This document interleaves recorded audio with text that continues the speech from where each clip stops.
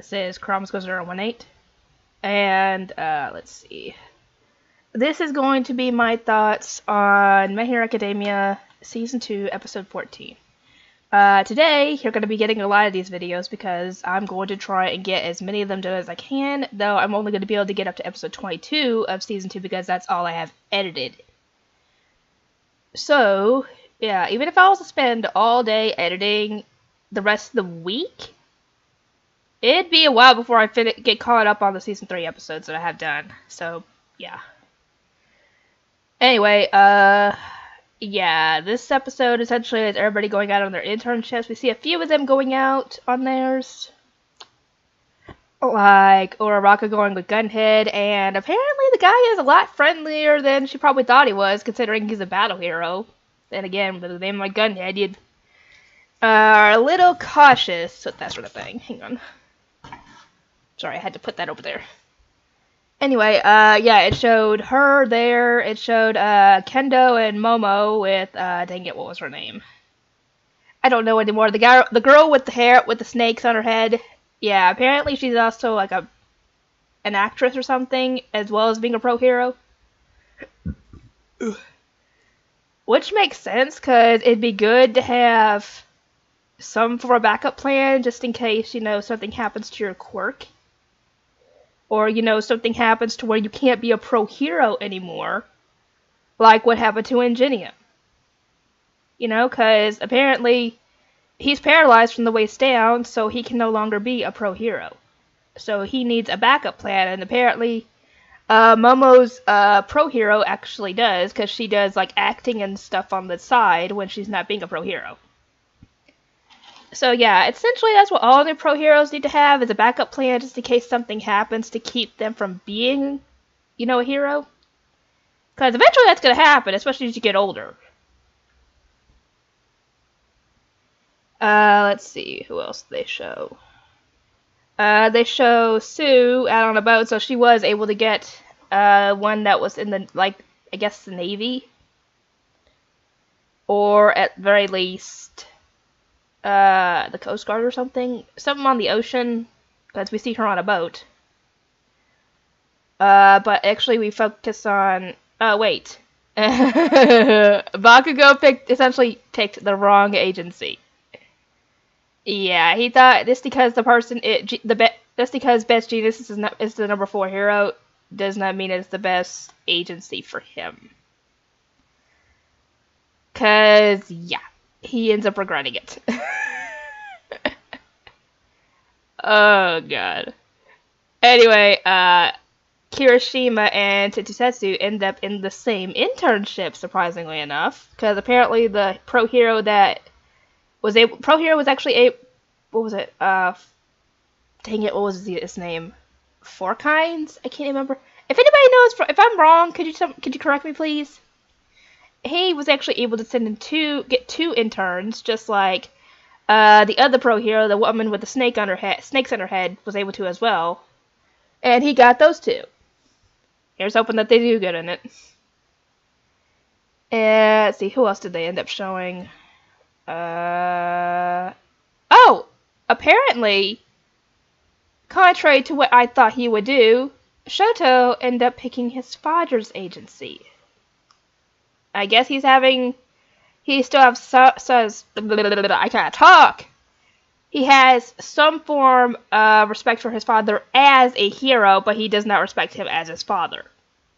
So I guess he's just putting that aside for the time being, so he can learn all he can.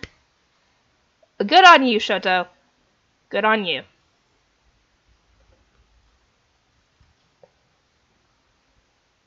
But they don't show us what he's going to go out and do, because that happens later.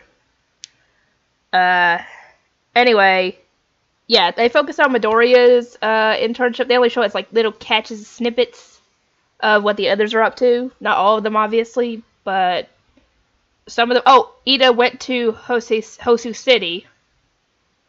Which, yeah, when I saw that, and then I realized that the whole incident with his brother have happened in the same city, I was thinking, oh god, don't not do that, Ada, because I had a bad feeling he was going to go out for revenge. Or tried to go out for revenge. against for his brother. And that is not a good road for a hero to go down, because that could spiral you into possibly losing yourself, and worst case, end up a villain in the process. Anyway, yeah, this episode focuses on Midoriya and his internship with Gran Torino, who Travis already told me about. His quirk is Jet, where he can go very fast, and he has speed through jumping. And we also get to see Midoriya trying to control his quirk better so he doesn't hurt himself.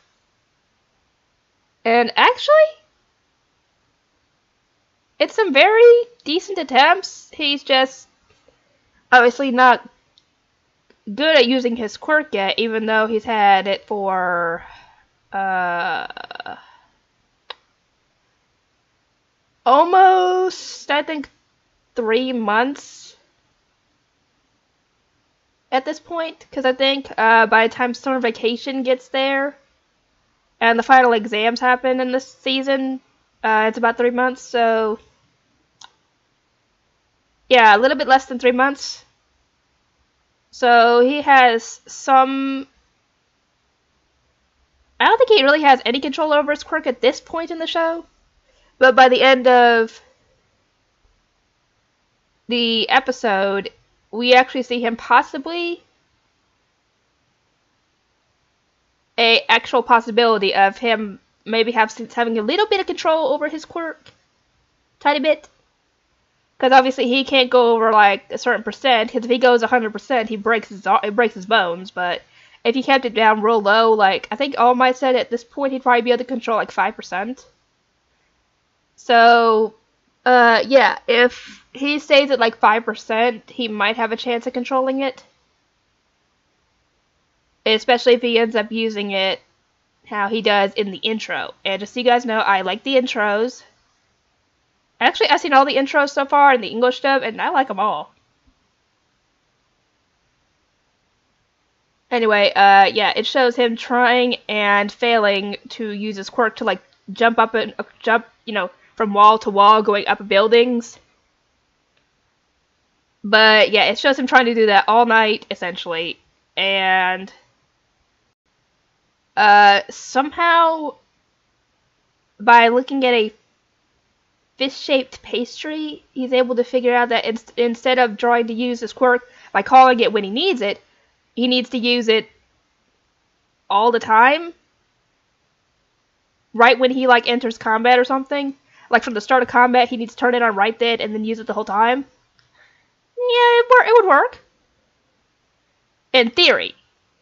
But it'll probably take practice, obviously. And, well, Gran Torino's kind of... I don't know, I assume he's putting on an act when he acts like a senile man.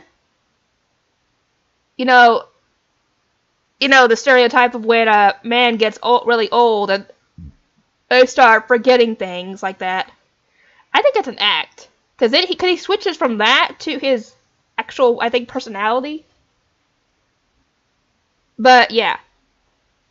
That's essentially what happened in this episode, and I'm really worried about Ida. I've actually seen the episodes, and it had a possibility of not ending well.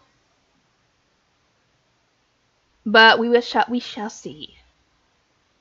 Anyway, yeah, if there's anything you guys liked about this episode, or didn't like about this episode, feel free to put them in the comment section, and I will see you all next time.